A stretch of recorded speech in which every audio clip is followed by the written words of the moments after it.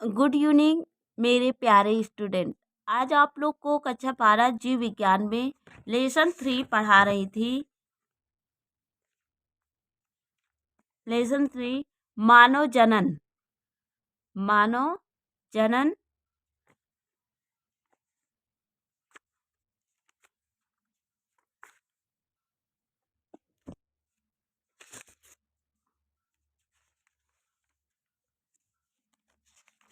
मानव जनन में हमने यहाँ तक आप लोग को पढ़ा दिया था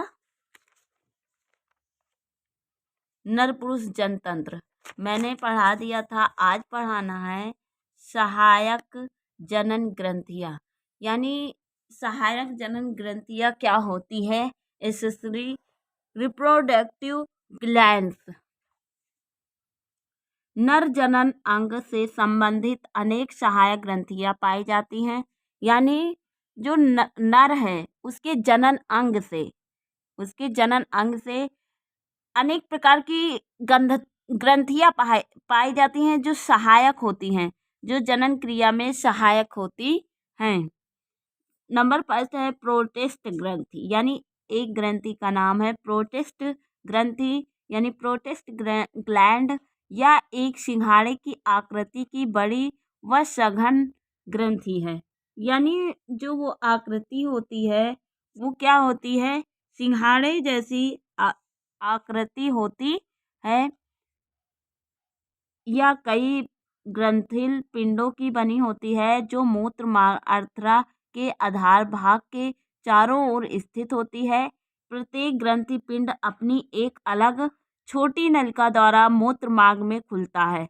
प्रोटेस्ट ग्रंथि प्रोटेस्टिक ग्लैंड एक सफेद हल्के अम्लीय तरल का स्राव करती है। यानी वो जो प्रोटेस्ट ग्रंथि होती है वो सफेद वाइट कलर का हल्के यानी हल्का अम्लीय तरल यानी अम्ल होता है, तरलीय स्राव करती है। यानी अम्ल तरल पदार्थ जो है वो निकालती है, जो वीर यानी सीमेन का लगभग 25% अंश निर्मित होता है। यानी वीर का 25% अंश उसमें मिला होता है। यह हल्का अम्लीय द्रव है जो शुक्राणुओं को सक्रिय गतिशील बनाता है। यानी ये अम्लीय द्रव है। यानी प्रोटेस्ट ग्रंथि एक तरल पदार्थ निकालती है जो शुक्राणुओं को सक्रिय गतिशील बनाता है। यानी जो शुक्राणु पाए जाते हैं वृषण के अंदर तो उनको क्या होता है, गतिशील बनाता है। यह स्त्रियों की फैलोपियन नलिकाओं यानी फैलोपियन ट्यूब्स में अंडाणु के निषेचन की संभावना में वृद्धि करता है। यानी निषेचन के टाइम ये क्या करता है, वृद्धि करता है। 40 से 50 वर्ष की आयु के पश्चात प्रोटेस्ट ग्रंथि के फूल जाने के कारण मूत्र त्याग में परेशानी होती है।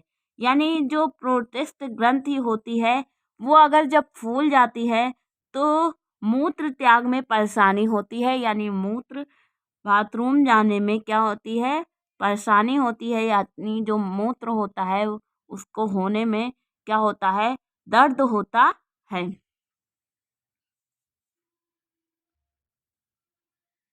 नंबर 2 है बाल्बोयूरिथ्रल। बाल्बोयूरिथ्रल या काउपर्स ग्रंथियाँ। बाल्बोयूरिथ्रल और काउपर्स ग्लैंड इनकी संख्या 2 होती हैं। यानी बाल्बोयूरिथ्रल या काउपर्स ग्रंथियाँ इनकी संख्या 2 होती हैं। ये छोटी अंडाकार सी ग्रंथियाँ मूत्र मार्ग के दाएं बाएं प्रोटेस्ट ग्लैंड के पीछे की ओर स्थित होती हैं। यानी ये प्रोटेस्ट ग्लैंड के पीछे स्थित होती हैं। काउपर्स ग्लैंड यहाँ पर पाई जाती है। ये क्या है, काउपर्स ग्लैंड यानी प्रोटेस्ट, तो ये कहाँ पाई जाती हैं, प्रोटेस्ट ग्लैंड के नीचे पाई जाती हैं। यानी ये पूरा नर पुरुष जनतंत्र बना है। तो यहाँ पर क्या होता है, प्रोटेस्ट ग्लैंड है। तो प्रोटेस्ट ग्लैंड के नीचे काउपर्स ग्लैंड है और इसके 2 भाग होते हैं।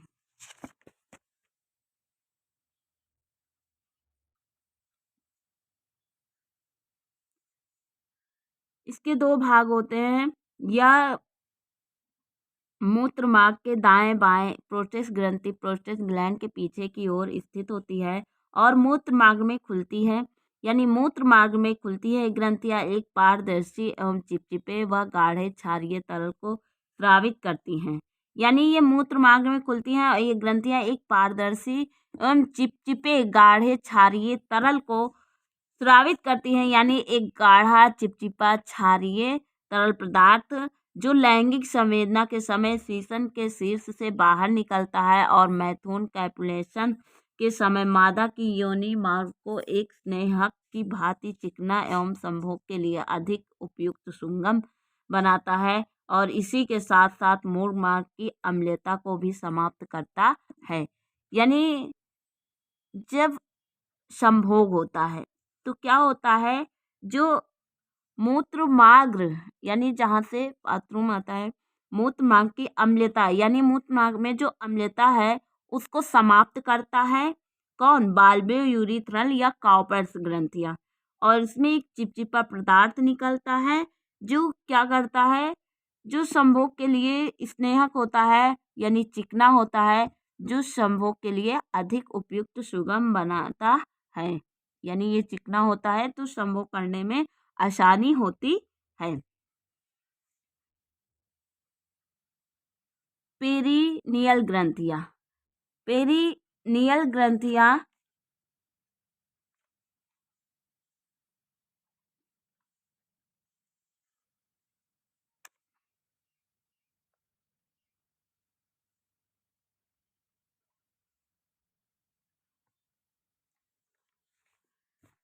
पेरिनियल ग्रंथियां पेरिनियल ग्रंथियां विशिष्ट गंध युक्त रसायन का स्राव करती है और ये मलाशय के समीप स्थित होती है।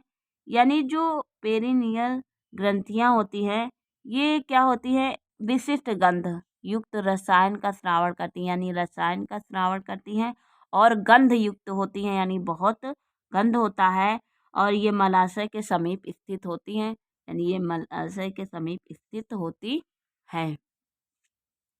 वीर सीमेन या सहायक ग्रंथियां से स्रावित दूधिया रंग का लाल तरल मिश्रण होता है। यानी जो वीर है ये ग्रंथियां स्रावित दूधिया दूध के कलर का रंग का तरल मिश्रण होता है या क्षारीय होता है। यानी जो वीर है ये क्षारीय होता है। वीर में शुक्राणु उपस्थित होते हैं। यानी वीर में क्या होते हैं, शुक्राणु उपस्थित होते हैं। नर मानव से एक बार के संकलन में लगभग 3 से 5 मिलीवीर संकलित होते हैं। यानी 3 से 5 मिलीलीटर वीर संकलित होते हैं। वीर के कुल आयतन में 10% स्पर्म पाए जाते हैं। यानी वीर जो होता है उसके कुल आयतन में 10% स्पर्म पाए जाते हैं। शेष 90% शुक्राणु शुक्राशय प्लाज्मा भरा होता है। यानी 90% शुक्राशय प्लाज्मा भरा होता है। वीर के प्रमुख निम्नलिखित हैं,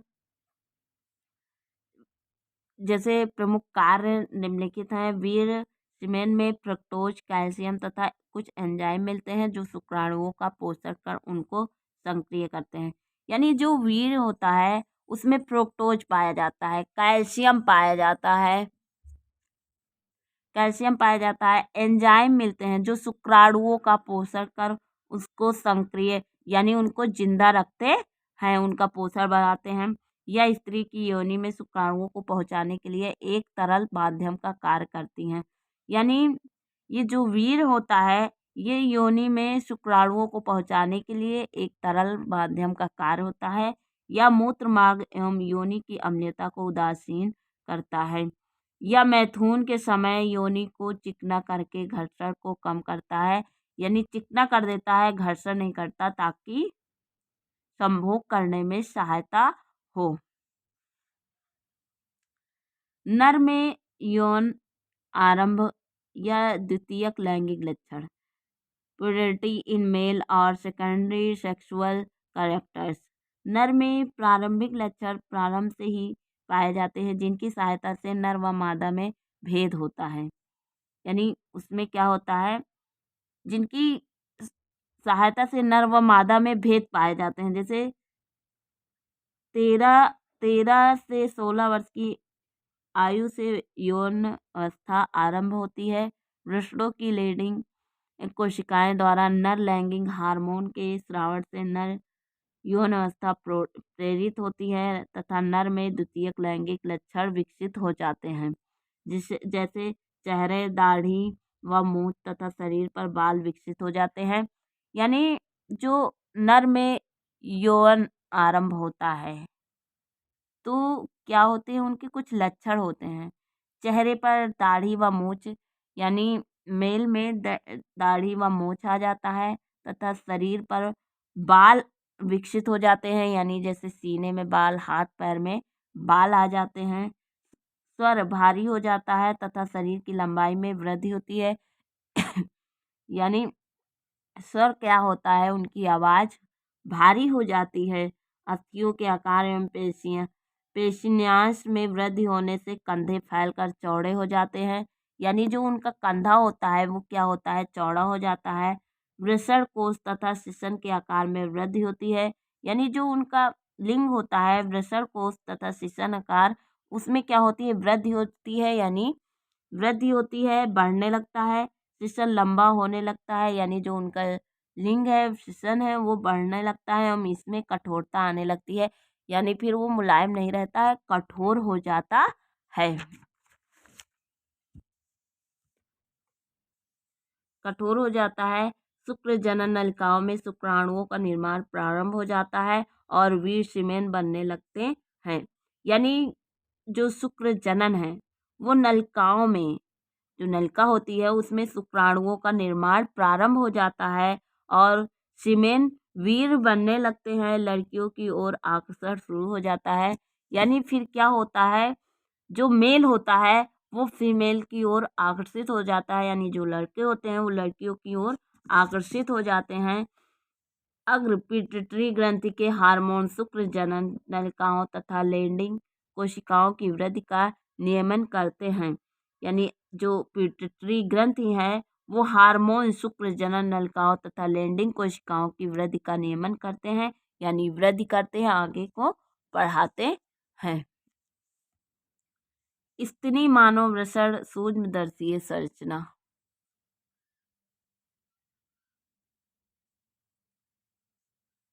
histological structure of human mammalian testis. मनुष्य के वृषण की अनुप्रस्थ काटने पर इसमें नर संरचनाएं दिखाई देती हैं। आप लोग ये चित्र देख रहे हैं, पुरुष नर स्तनी के वृषण की अनुप्रस्थ काटियस के एक भाग के आवर्धित दृश्य को चित्रीय निरूपण, यानी एक भाग को दिखाया गया है। यानी ये वृषण है, इसकी अनुप्रस्थ काट है।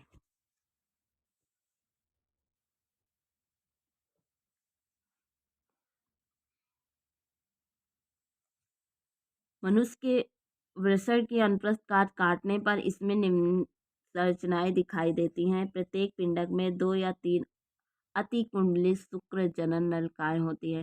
यानी प्रत्येक पिंडक में क्या होती हैं, 2 या 3 अतिकुंडलित शुक्र जनन नलिकाएं होती हैं। अनुप्रस्थ काट में अनेक गोल या अंडाकार कटी शुक्रजनक नलिकाएं सेमनीफेरस ट्यूब्यूल्स की पालियां ट्यूबिल्स स्पष्ट हैं, जो चारों ओर से विसरल पेरिटोनियम तथा रेशेदार फिब्रस संयोजी ऊतक के आवरण श्वेत कंचुक या ट्यूनिका एल्बुजिनिया द्वारा घिरी हुई संगठित रहती हैं। यानी जो अनुप्रस्थ काट में अनेक गोल अंडाकार शुक्राणु जनन नलिकाएं सेमनीफेरस ट्यूब्यूल्स पाई जाती हैं।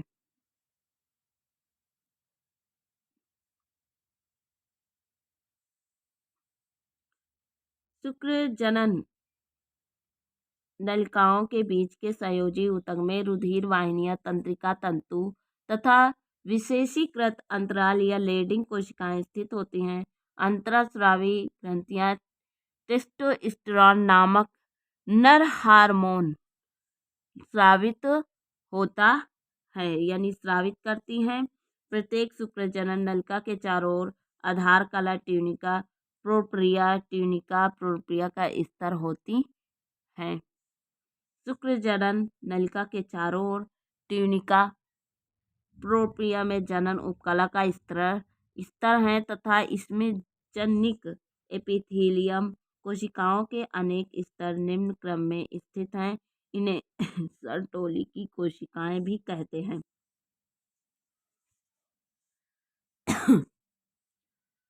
प्रत्येक शुक्रजनन नलिका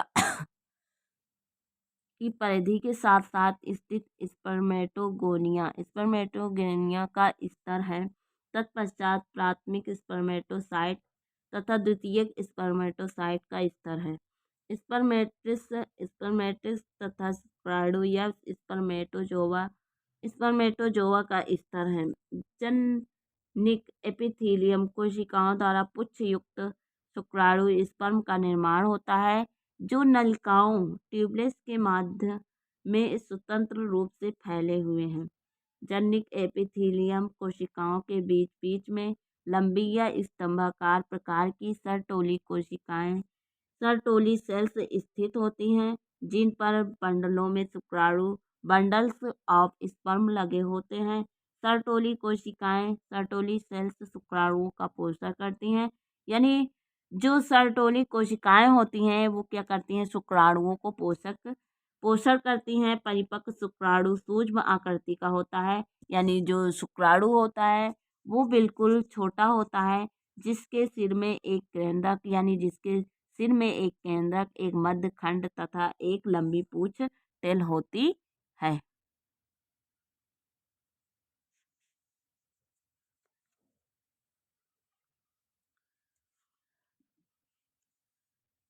जैसे कि ये पुरुष नर स्तनी के वृषण की अनुप्रस्थ काट है। टीएस के एक भाग के आवर्धित दृश्य को चित्र निरूपण को यहाँ पर ये क्या है, ये स्पर्म है। ये क्या है, स्पर्म है। छोटे छोटे स्पर्म पाए जाते हैं। इसका ये जो बाहरी आवरण है ये मेम्ब्रेन पोरोपिया है और ये छोटे छोटे ये कनेक्टिव टिश्यू हैं। ये क्या कनेक्टिव टिश्यू ये कनेक्ट करते हैं और सेकेंडरी स्पर्मेटोसाइट ये जो हैं ये सेकेंडरी स्पर्मेटोकाइट्स हैं और ये जो है स्पर्मेटोगोनिया है न्यूट्रिटी ऑफ स्ट्रॉली सेल्स। ये जो इसके अंदर हैं यानी स्पर्मेटोगोनिया के अंदर क्या पाया गया है, न्यूट्रिटेटिव ऑफ स्ट्रॉली सेल्स पाए जाते हैं।